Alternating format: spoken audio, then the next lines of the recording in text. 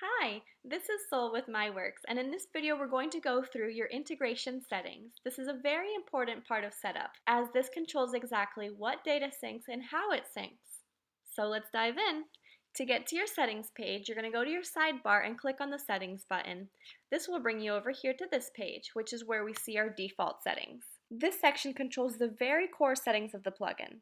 This is where you'll set default and fallback products and accounts to ensure syncing doesn't error out due to a field not being defined. So now let's go through each one of these settings.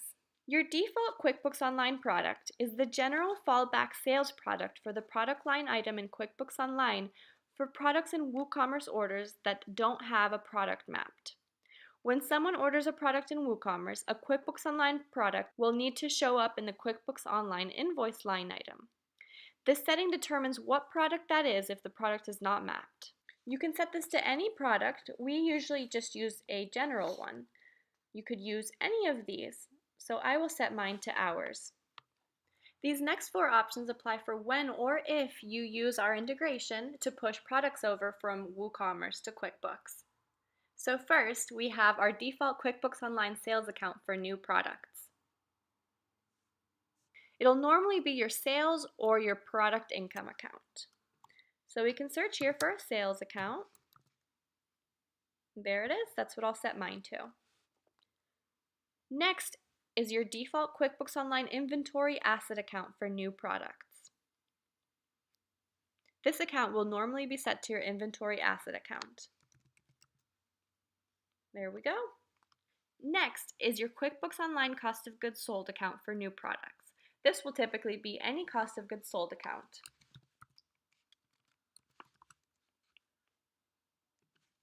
There we are.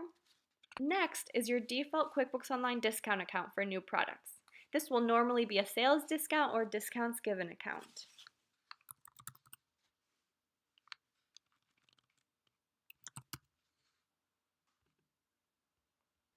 Next, we have our default QuickBooks shipping product.